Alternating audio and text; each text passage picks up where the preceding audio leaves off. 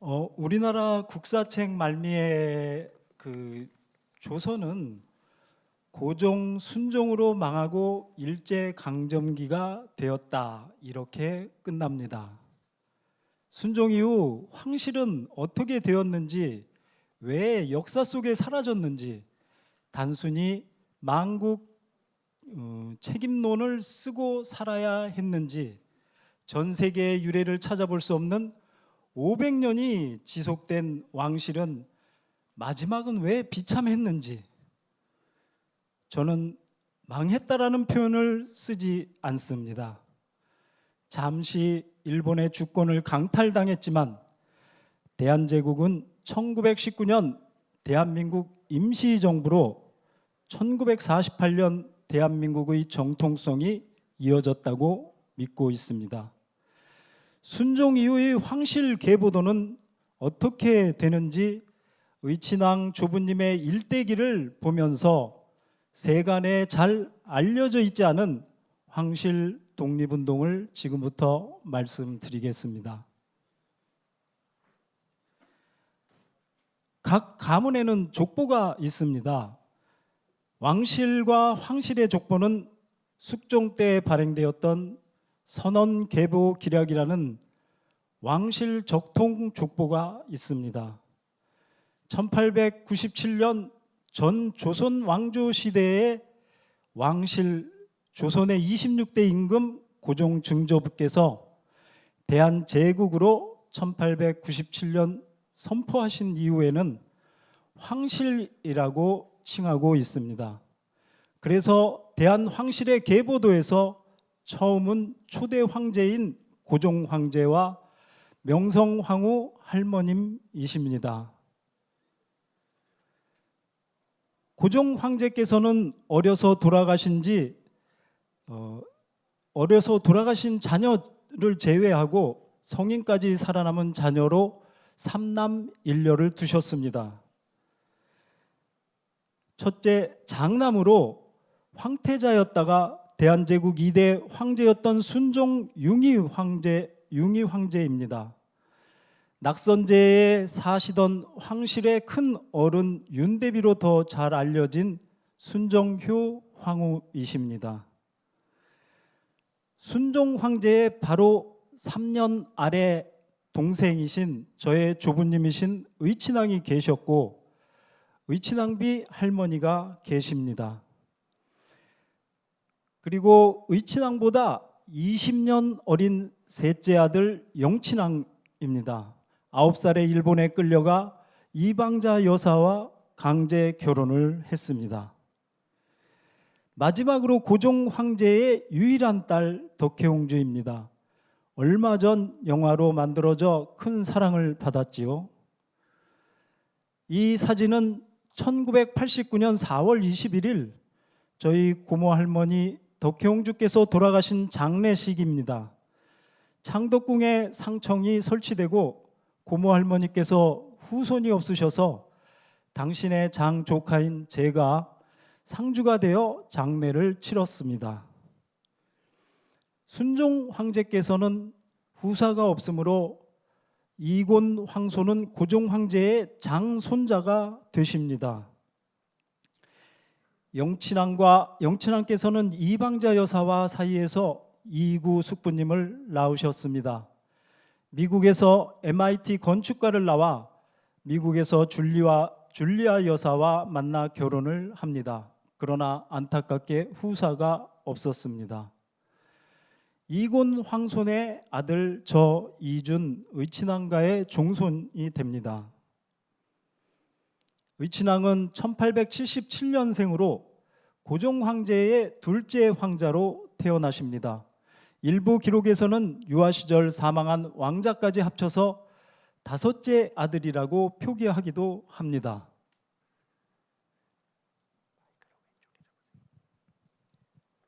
(1894년) 당시 조선의 왕자 의화군 이강은 일본 보빙 대사가 되고 1895년 영국, 프랑스, 독일, 러시아, 이탈리아, 오스트리아 등 6개국 특파 대사로 임명되셨습니다. 1895년 의친왕은 미국으로 떠납니다. 처음에는 오하이오 웨슬리언 대학에 입학하였는데 이곳에서 수학 중이던 김난사 여사를 만나게 됩니다. 훗날 김난사 여사는 의친왕의 밀명으로 파리 강화회의에 참석을 하게 됩니다. 1901년 워싱턴 DC에서 가까운 버지니아 로녹 대학교로 편입을 하시고 의친왕과 우사, 김규식, 송헌주, 서광범, 이기종 등 조선의 많은 청년들이 로녹 대학에서 유학을 했고 훗날 독립운동가로 걸출한 족적을 남기셨습니다. 로녹 대학 시절 우사, 김규식 박사와 의친왕 그리고 2명의 의친왕 조선인 수행원들이십니다. 의친왕은 우사 김규식을 통해서 도산 안창호를 소개받아 미주 교민들을 위해 자금을 후원하셨습니다. 1904년 의친왕은 도산 안창호와 정재관 등 함께 미국 내의 제국 인문사 활동단체인 공립협회를 창립하고 공립신문을 창간하여 주필이 되셨습니다. 후에 공립협회 회원 전명훈 장인환 의사가 1908년 미국에서 친일 외교관 스티븐스를 암살하였습니다. 이 사건은 1년 뒤 안중근 장군의 이토 히로부미 저격 사건에 영향을 미쳤습니다. 1905년 한국에 귀국하여 대한제국 육군 삼성 장군에 임관하십니다. 1906년에는 의친왕은 고종 황제로부터 대한적십자사 총재를 임명받으시고 10년간 미국 유학에 익숙한 서양 의술을 한국에 적극 도입하셨습니다. 해외에서 특히 대한적십자회는 독립운동 지원단체가 되었습니다. 1907년 7월 10일 의친왕은 일본이 대한제국 군대를 해산하려는 조짐이 보이자 오정 윤자영을 사동궁으로 불러 호남 3도 대원수로 삼는 황제의 칙명을 내리고 윤자영은 한국과 만주 일대에서 황실의 의병 활동을 했습니다. 1907년 7월 15일 친일파들은 고종에게 헤이그 특사 파견의 책임을 물어 선의를 강요했고 황제에게 칼을 들이대며 살해 협박을 했습니다. 결국 7월 19일 양의식이었는데 폐의에 동의하지 않았던 고종과 순종, 자신의 양의를 받을 생각이 없던 순종도 두 분은 참석하지 않은 채 두 내관이 대신 고종 순종의 역할을 하면서 양의식을 했습니다. 순종이 계속 거부하자 국정공백이 생기자 의친왕은 7월 27일부터 8월 7일까지 황제 대리청정을 하고 있었는데 이 기간이 길어지는 것을 두려워한 일본은 순종을 다시 한번 즉위시키고 9살 영친왕을 형의 황태자로 삼고 의친왕을 실각시켰습니다. 1907년 의친왕은 북한 산성에 문관 3명, 군관 105명, 민간인 120명 등 총 228명을 비밀리에 소집하여 고향으로 내려가 정미의병 봉기를 독려하는 연설을 했는데 실제로 이들 중에 의병을 일으킨 사람들이 있습니다. 1909년 경남 거창의 유서 깊은 정원고택의 정태균을 방문하여 40일간 머무시면서 사선대 일대에서 의병을 양성하다 일본에 의해 발각돼서 서울로 강제 압송됩니다. 이 압송되시는 그때에 일부러 정태균의 며느리의 고향집인 경주 채부잣집에 들러 독립자금을 전하고 서울로 가십니다. 지금도 거창 정원고택에 가면 의친왕께서 40일간 머무르셨던 방에 그대로 이 모화라는 친필 휘호가 있습니다. 의친왕께서 내려주신 휘호입니다. 또 1909년 경주 채부잣집에서 머물면서 역시 경북 지역의 의병 활동을 조직하고 최준에게 문파라는 호를 남겨줍니다. 역시 의친왕께서 직접 묵으신 방과 의친왕의 친필 휘호 문파 글씨는 소중하게 후손들이 간직하고 계십니다. 1910년 한일 병탄 직후 일본은 대환항시를 하나의 시족의 부족쯤 되는 이왕과로, 고종 황제를 이태왕으로, 순종 황제를 이왕으로, 의친왕을 이강공으로 격하시켰습니다. 1910여 년 천도교 자료에 따르면 의친왕께서 의암 손병희에게 자금을 주고 의동 땅 9만 2천 제곱미터 부지에 봉황각을 세워 미래의 독립운동가를 양성하게 하셨습니다. 1919년 3.1운동 민족대표 33인 중 15명이 봉황각 출신이십니다. 1912년 임병찬을 대장으로 하는 황실 직속 독립군 대한독립의군부를 창설하고 1914년 임병찬은 체포되어 거문도에 유배되어 단식한 그때 1916년 순국하셨습니다. 황실 독립군 대한독립의군부 임병찬 사령관이 타계하자 의친왕이 직접 찾아가 초상화에 친필로 제문을 쓰셨습니다. 1915년 의친왕은 상하이에 결성된 신안혁명당의 고종 황제 북경 망명 사건에 연루되어 이때 의친왕의 장인 김사중공이 체포되어 옥사하는 일이 있었습니다.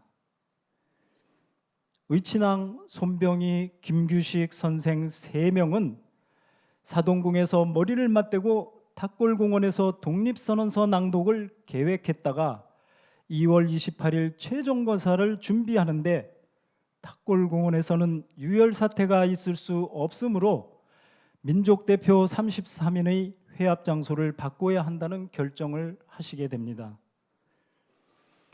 의친왕은 사동궁과 바로 담을 맞대고 있는 이 태화관 식당의 주인 안순환에게 연락합니다. 태화관은 이완용이 태화관 호텔로 운영하던 것을 의친왕이 1918년 궁궐 요리 담당이던 안순환을 통해 인수하여 태화관 식당을 열게 합니다. 바로 안순환은 태화관을 그만두고 남대문에 식당을 내게 되고 차후에 의친왕을 도와 시흥에 독립자금을 전달하게 됩니다. 의친왕은 3월 1일 새벽 제국익문사 본사가 있던 서대문구 일대를 중심으로 국민대회의 명의로 만세운동 촉구 유인물을 뿌렸습니다. 이 뒤에는 의친왕의 절친 손병희, 김규식이 있었습니다. 의친왕의 가장 잘 알려진 독립운동은 1919년 11월에 상해 임시정부로 망명하는 대동당 사건이었습니다. 동롱 김가진 대동당 총재와 의친왕 이강 두 사람은 서로 사돈관계를 약속할 정도로 가까운 사이였다고 합니다. 김가진이 먼저 상해로 망명을 성공하고 의친왕을 임시정부에서 기다리고 있었습니다. 변장하여 사동궁을 나온 의친왕은 수색을 거쳐서 한국 땅을 넘어 만주까지 갔으나 만주 안동역에서 일본에 잡히고 맙니다. 의친왕께서는 나는 일제치하의 황족으로 사느니 자유대한의 평민이 되어 임시정부에 몸바치기를 원하노라 라고 말씀하시고 1919년 11월 대동단 독립선언서 33인 중 맨 처음으로 본명 이강으로 표시합니다. 또한 보시면은 아시듯이 1919년 황족 의친왕이 대한민국 원년이라고 표기를 했습니다. 1921년 대한민국 대표의 청원 사건에서 연명부의 황족 대표로 서명하셨습니다. 대표단은 국내외 인사들이 1921년 8월에 조직한 독립운동 단체로서 건의서와 연명부를 만들어 워싱턴 회의에 제출하였습니다. 연명부에는 13도와 260여 개의 군과 기타 각 사회단체 대표자 372명의 서명을 하셨습니다. 당시 일본은 의친왕을 이강공으로 격화하였습니다. 명분뿐이지만 왕공족에는 불체포 특권이 있어서 의친왕의 항일 운동 지원이 발각되어도 의친왕을 체포할 수 없었다고 합니다. 보다 못한 일본이 1930년 의친왕의 공자기를 박탈하고 평민으로 내리는 순간 바로 체포하여 일본 큐스로 압송해 갔습니다. 이때 저희 부친 이곤 황손이 일본에 같이 가십니다. 의친왕께서는 첫 딸 이영의 결혼식 참석 핑계로 한국에 오셨다가 일본으로 다시 돌아가지 않으셨습니다. 해방 후에는 귀국한 백범, 김구, 우사, 김규식 등 대한민국 임시정부 요인들이 창당한 한국 독립당의 당사로 운영궁 양관을 사용하도록 의친왕이 내주셨고, 의친왕도 한국 독립당의 최고위원으로 활동하셨습니다. 그러나 김구 선생은 암살당하고 남한만의 단독 선거가 이루어지면서 의친왕은 황씨를 배척하는 초대 정권의 철저하게 배제되었습니다. 저희 부모님 혼례식 사진입니다. 왼쪽에 의친왕 조부님이 계시고 오른쪽은 의친왕비 할머니가 계십니다. 왼쪽에 뒤편 아들과 사위들이 계시고 오른쪽에는 딸과 며느님들이 계십니다. 이렇듯 현 인사동, 관운동, 견지동 일대에 의친왕이 왕으로 책봉된 후 지어진 사동궁은 400여 칸의 한옥과 1개의 양관이 있었는데 해방 후 민간에 쪼개져서 팔리면서 의친왕 가족은 안동 별궁과 덕수궁 등으로 옮겨 살 수밖에 없었습니다. 2004년에 서울시는 대한제국의 마지막 남아있는 사동궁의 건물을 포크레인으로 철거해 버립니다. 인사동에 주차장이 부족하다는 이유여서였습니다. 현재 사동궁터는 공영 주차장으로 운영되고 있습니다.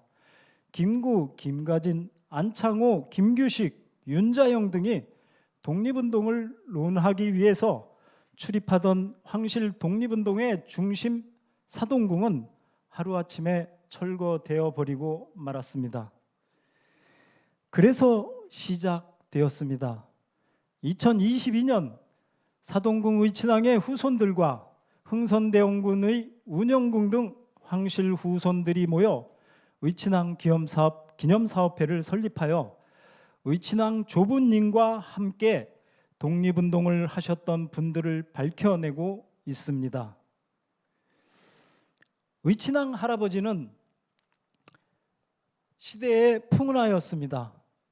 조선시대 왕자로 태어나 일찍이 대사가 돼서 세계 문물을 접하셨고 10년간 미국 유학도 다녀오시고 대한제국 시기 왕으로 책봉된 후 사동궁에서 독립운동을 비밀리에 독립운동을 전개해 나가셨습니다.